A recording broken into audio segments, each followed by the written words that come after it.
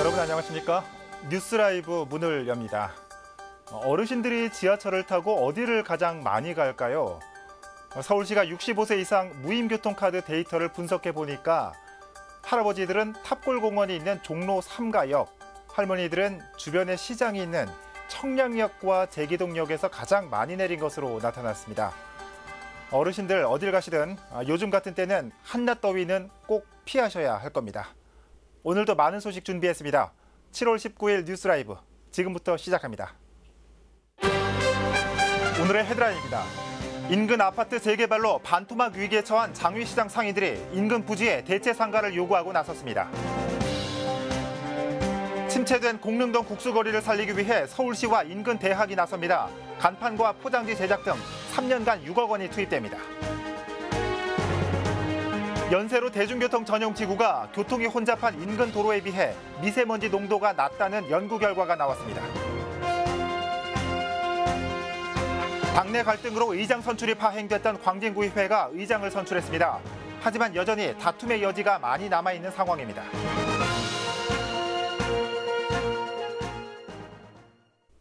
재개발로 반토막 나게 된 성북구 장위시장 소식 전해드린 바 있습니다.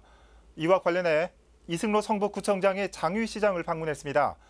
상인들과 어떤 대화가 오갔을까요? 이혜진 기자가 취재했습니다. 골목형 시장인 장위 전통시장. 시장의 절반 이상이 재개발에 묶여 현재 이주가 진행 중입니다. 나머지 절반 정도가 존치됐지만 반쪽짜리 시장을 걱정하는 우려의 목소리가 커지고 있습니다.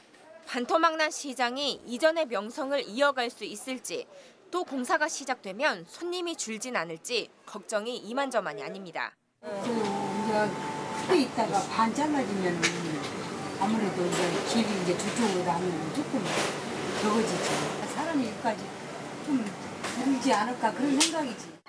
상황이 이렇자 장위시장 상인회는 반쪽짜리 시장이 자리 잡을 때까지 인근 부지에 대체 상가를 지어 장사할 수 있도록 해달라고 요구하고 나섰습니다. 재개발로 철거되는 시장과 존치되는 시장과의 사이에 도로가 생기는데 이 도로를 따라 양쪽으로 대체 상가를 지어 상인들이 장사할 수 있도록 해달라는 것. 공사부터 아파트 입주까지 수년이 걸리는 만큼 한시적으로 대체 상가를 운영할 수 있도록 해달라는 이야기입니다. 그 고덕시장인가? 거기 가면은 아파트 공사를 옆에 단단한 옆에다가 가금을 저 시장을 형성하고 있거든요. 그래서 우리도 일단 시장이 여기만 남아 침체될 것 같으니까 공사 기간만이라도 거기서 임시 상가를 만들어서 하자. 그 취지거든요. 그래서 현장을 찾은 이승로 성북구청장은 대체 상가의 경우 추후 철거 과정에서 또 다른 문제가 생길 여지가 있다며 안전장치 마련이 필요하다는 입장. 또한 반토막 난 장위시장이 공사로 인해 피해를 보지 않도록 행정적 지원을 돕겠다고 약속했습니다. 그러니까 그런 부분도 협의해서 한번 당분간 우리 영업하는 데 큰 지장이 없도록 그 부분은 같이 한번 제가 공유를 할 수 있도록. 온전한 장위시장의 모습은 역사 속으로 사라지게 됐지만 남은 반쪽짜리 장위시장을 지키려는 노력은 계속되고 있습니다. 딜라이브 서울경기 케이블TV 이진입니다. 서울시가 노원구 공릉동 국수거리 지원 사업에 시동을 걸었다는 소식입니다. 지역의 한 대학교와 손을 잡고 이 골목 상권 살리기에 나선 건데요. 자세한 소식을 박선아 기자가 전해드립니다.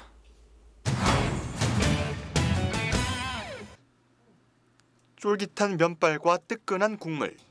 단돈 몇천 원이면 줄임배를 채울 수 있어 대표적 서민 음식으로 꼽히는 잔치국수.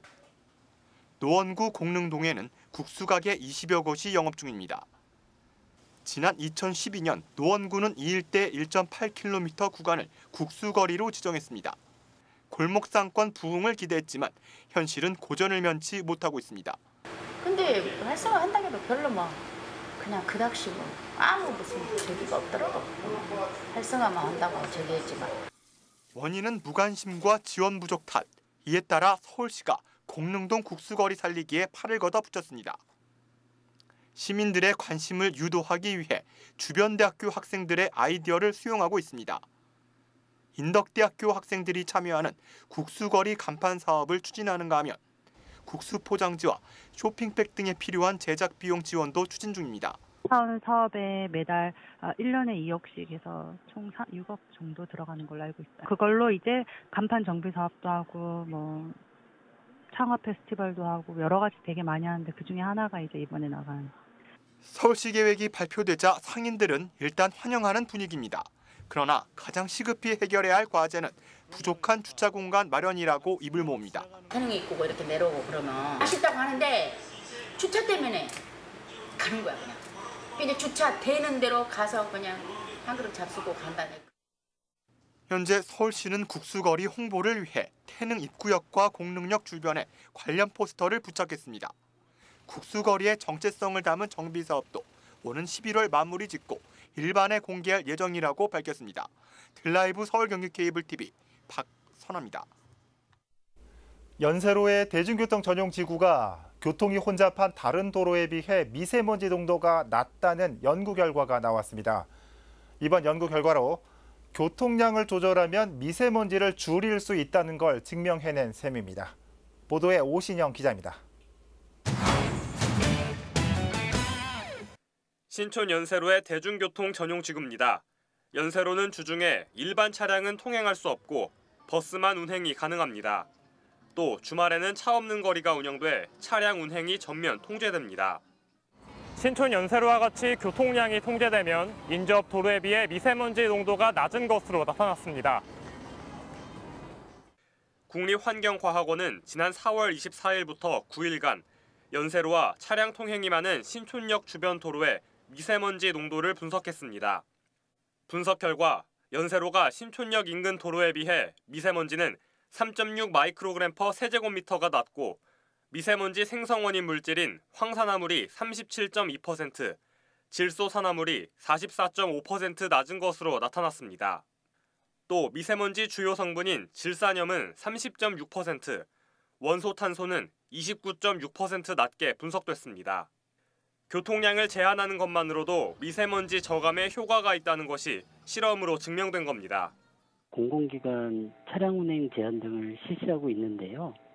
이 대책에 대한 효과가 있는지 없는지 이런 논란이 있어서 이번에 실험을 통해서 과학적으로 분석하게 되었습니다.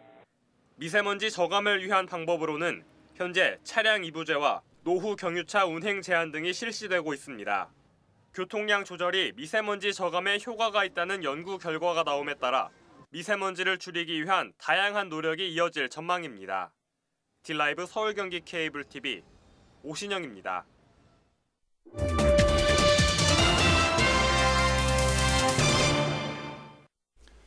유동균 마포구청장이 각 동을 돌며 주민들과 직접 소통을 시도하고 있습니다.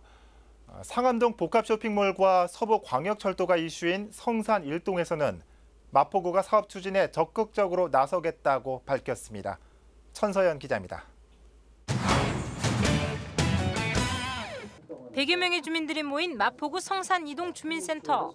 신임 구청장을 만난 주민들이 동네 현안에 대한 다양한 의견을 내놓습니다. 언덕에 신호등이 비보 좌회전 아예 그 표시가 없어요. 사업 승인을 안 해준다면 하루속히 그 민원이 해결하는 데만 도움이 되지 않을까. 거기 시험 보는 날은요. 이 마이크 소리가 엄청 들려요. 아파트예요. 비보 신호등을 설치해달라는 민원부터 교육 경비를 증액해달라는 요구까지 각종 의견에 대해 즉각 조치가 내려지기도 하고 때로는 담당 공무원과 별도의 미팅 약속이 잡히기도 합니다.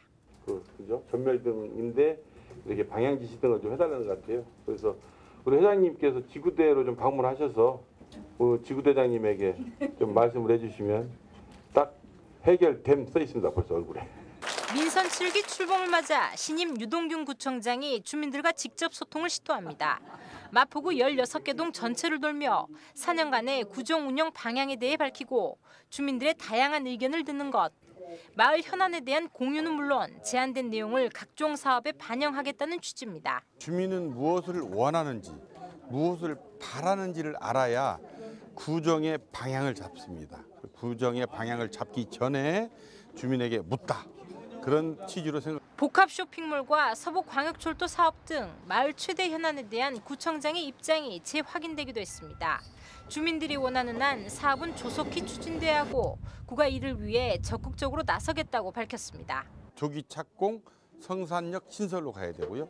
롯데 쇼핑몰은 무조건 해야 됩니다. 그래서 일자리 창출하고 거기에서 판매가 이루어지는 일부의 세금이 우리 마포 구세로 들어와야 됩니다. 한편 간담회는 지역구 시의원과 구의원도 함께 참여해 각종 현안에 대한 자세한 내용을 들을 수 있습니다. 구청장에게 다양한 의견을 제시하는 마포구 동별 간담회는 오는 20일까지 진행됩니다. 딜라이브 서울경기 케이블TV 천서연입니다. 광진구의회 민주당 의원들 간 내홍으로 지난 임시회에서 끝내지 못했던 의장 선출이 마침내 새로운 회기에서 마무리됐습니다. 의장엔 재선의 고양석 의원이 선출됐습니다. 하지만 앞으로 부의장과 상임위원장을 선출하는 과정에서도 알력 다툼의 여지가 남아있어 완전한 의장단 구성은 조금 더 지켜봐야 할 것 같습니다. 보도에 조성엽 기자입니다. 선출된 의장은 강진구의회에 공개 사과하라! 광진 시민단체가 목소리를 높입니다. 회기를 넘기면서까지 알력 다툼으로 의장 선출조차 못한 광진구의회를 규탄합니다. 이들은 특히 의장 선출 과정에서 내분으로 갈등을 겪고 있는 더불어민주당 의원들의 행태에 대해 주민들의 지지를 저버리는 처사라며 비판했습니다. 14석 중 9석을 차지한 더불어민주당 소속 의원들의 행태는 점입 가경이다. 지금과 같은 당 내에서의 이전 투구와 편가르기는 그 수준을 넘어도 한참 넘었다는 판단이다. 시민단체의 항의 시위와 방문이 끝난 후 곧바로 광진구의회 임시회가 열렸습니다. 이날 임시회는 정해진 시간보다 다소 늦게 시작되긴 했지만 의원 전원이 배석하며 의장 선출을 향한 기대감을 높였습니다. 마침내 전체 의원의 동의 아래 김혜근 의원을 시작으로 투표가 시작됐습니다. 투표 결과 민주당 고양석 의원이 8표, 같은 당 추윤구 의원이 5표, 자유한국당 안문환 의원이 1표를 얻어 재선의 고양석 의원이 의장으로 선출됐습니다. 의장 선출로 갈등을 빚은 지 보름 만입니다. 더 열심히 하기 위한 산통으로 생각해 주시고 늦게 한 2주 정도 걸린 이 부분에 대해서 깊이 사과를 드립니다.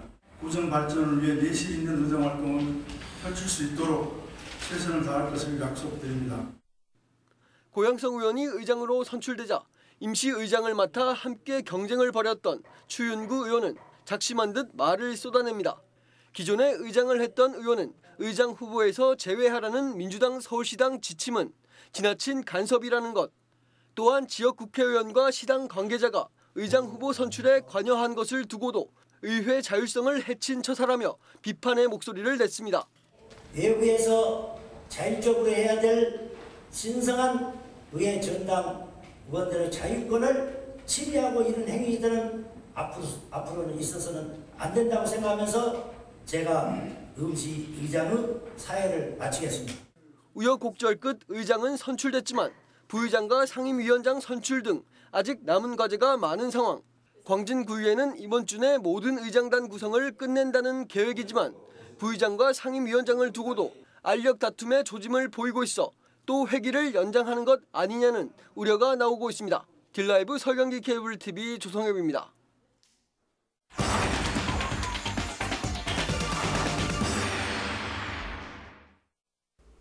제8대 노원구의회가 의장단 선출을 마무리짓고 본격적인 의장 활동에 돌입했습니다. 전반기 신임 의장으로 당선된 이경철 의장은 공부하는 의회를 만들겠다고 밝혔습니다. 노원구의회 이경철 의장 현장 연결돼 있습니다. 의장님 안녕하세요. 안녕하세요. 네, 먼저 당선 축하드립니다. 제8대 노원구의회 전반기 의장이 되셨는데요.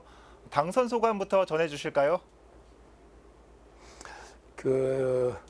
예전에 보면 이렇게 당선된 사람들이 첫 소감을 이렇게 얘기하더군요. 예. 무거운 책임감 느낀다, 어깨가 무겁다. 그 소리가 무슨 소리인지 그때는 몰랐는데 네. 지금 제가 알 것 같아요. 예. 정말 무거운 책임감, 어깨가 무겁습니다. 예. 그리고 감사하고요.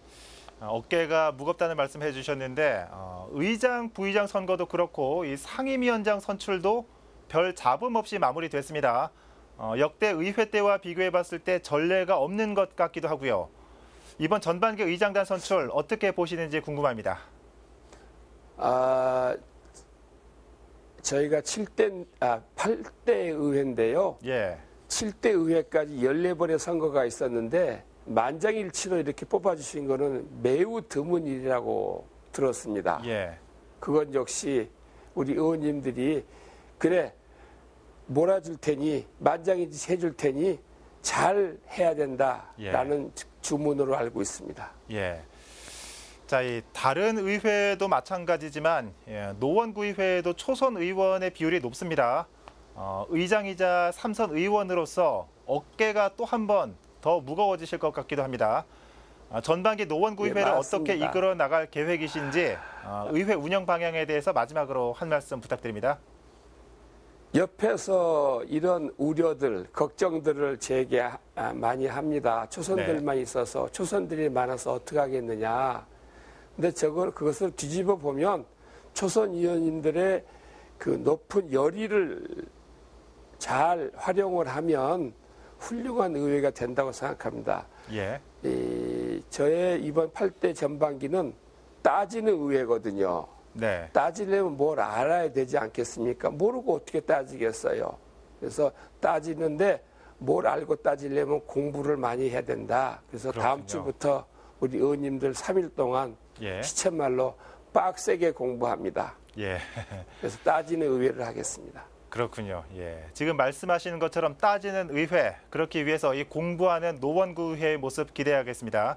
의장님 오늘 말씀 감사합니다. 고맙습니다. 네, 노원구의회 이경철 의장 연결해봤습니다.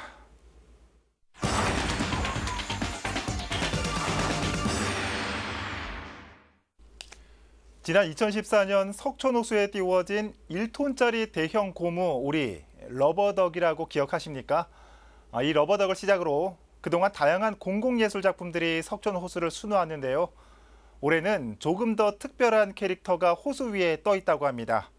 현장 바로 연결해 보겠습니다. 태윤영 기자. 네, 석촌호수에 나와 있습니다. 네. 오리에 백조에 슈퍼문까지 석촌호수에는 뭐가 많이 떠 있는 것 같습니다. 올해도 새로운 공공예술 작품이 선보인다고요? 네, 맞습니다. 제 뒤로 보이는 대형 공기 조형물이 바로 그 주인공입니다. 세계적인 팝 아티스트 카오스의 카오스 홀리데이 코리아라는 작품인데요. 높이만 28m에 달하는 그야말로 대규모 작품인 셈입니다. 9시쯤 일찌감치 공기가 채워지고 보시는 것처럼 석촌호수 위에 편안하게 누워있는 듯한 모습입니다. 작가는 바쁜 일상에서 벗어나 모든 것을 잊고 휴식을 취하는 모습이라고 표현을 했는데요. 현장에는 누워있는 작품을 위에서 내려다볼 수 있도록 2층짜리 높이의 포토타워도 설치됐습니다. 아침부터 작품을 보기 위해 몇몇 시민들도 발걸음을 했는데요. 조금 전까지만 해도 10여 명의 취재진들이 모일 정도로 언론의 관심도 뜨거운 상황입니다. 예, 저도 이 캐릭터를 찾아봤는데 얼굴은 해골 같고 눈은 X 모양이고 몸은 미키마우스 같기도 하고 저로서는 좀 생소한 캐릭터입니다. 그런데 이 캐릭터와 작가가 굉장히 유명하다면서요? 네, 맞습니다. 아까 언급했듯이 세계적으로 유명한 팝 아티스트입니다. 카오스라는 예명으로 더 유명한 작가인데요. 본명은 브라이언 도넬리입니다. 카오스는 미국 뉴욕 출신 아티스트로 만화에서 영감을 받은 아트토이 작품으로 주목을 받았습니다. 대표적인 캐릭터 이름은 아까 말씀하셨듯이 컴패니언이라는 작품인데요. 이름 그대로 친구와 동료를 뜻하기도 하고 동시에 원작과 모작의 사이, 예술과 삶의 사이의 미묘한 경계를 뜻하기도 합니다. 최근 이 캐릭터가 유명 의류 브랜드 로고로도 사용되기도 했는데요. 이 밖에도 작가는 세계적인 다양한 브랜드와 여러 유형의 협업을 이루고 있습니다. 그만큼 세계적으로 명성을 쌓은 미국의 대표적인 팝 아티스트라고 할 수 있습니다. 예, 그렇군요. 자, 이번 카오스의 작품뿐만 아니라 그동안 다양한 공공예술 작품들이 석촌호수를 수놓았죠. 어떻게 해서 이 작품들이 석촌호수를 찾게 된 겁니까? 네, 지난 2014년 러버덕을 시작으로 슈퍼문과 스위트 스완, 그리고 올해 카오스의 작품까지 정말 다양한 예술 작품들이 석촌호수를 찾았습니다. 롯데그룹과 송파구가 공공 미술 프로젝트를 마련한 덕분인데요. 지난 3차례의 프로젝트에서 약 17,000여 명 정도의 그 발걸음이 이어지면서 선풍적인 인기를 끌었습니다. 올해는 또 얼마나 많은 인파가 몰릴지 기대도 되는데요. 이번 작품은 다음 달 19일까지 전시되니까요. 한번 실물로 직접 그 크기를 체감해 보시고 보시는 것도 한번 좋을 것 같습니다. 지금까지 석촌호수에서 전해드렸습니다. 네, 태윤영 기자 수고했습니다. 한편으로는 이 한국을 찾은 컴패니언이 이 한국의 폭염 때문에 깜짝 놀라진 않을까 하는 생각이 듭니다. 이런 유명한 조형물을 호수와 함께 감상해 보시는 것도 좋을 것 같습니다. 석촌 호수 연결해 봤습니다.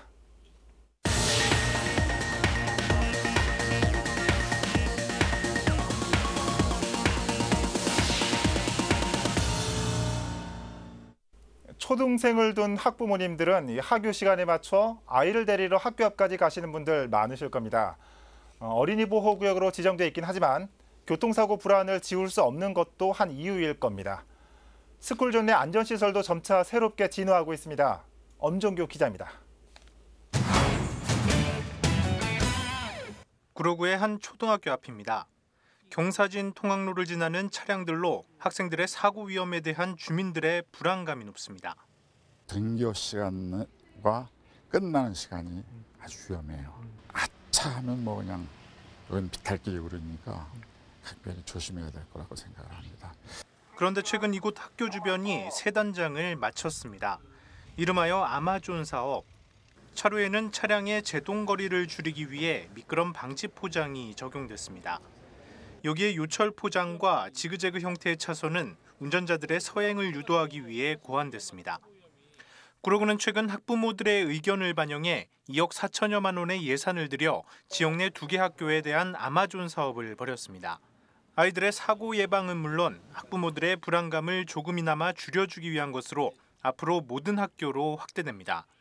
어린이 보호구역은 법령 규정에 의해서 일반적인 어떤 시설을 한 거고요. 여기는 주민들의 요구라든지 또 지역 특성을 반영해서 학생들의 통학 그런 부분에서 안전에 많은 효과가 있을 거라고 생각이 듭니다. 새로운 아이디어가 접목되면서 학교 앞 안전시설도 개선되고 있습니다. 하지만 이보다 더 중요한 건 운전자 스스로 속도를 줄이는 일입니다. 딜라이브 서울 경기 케이블 TV 엄종규입니다.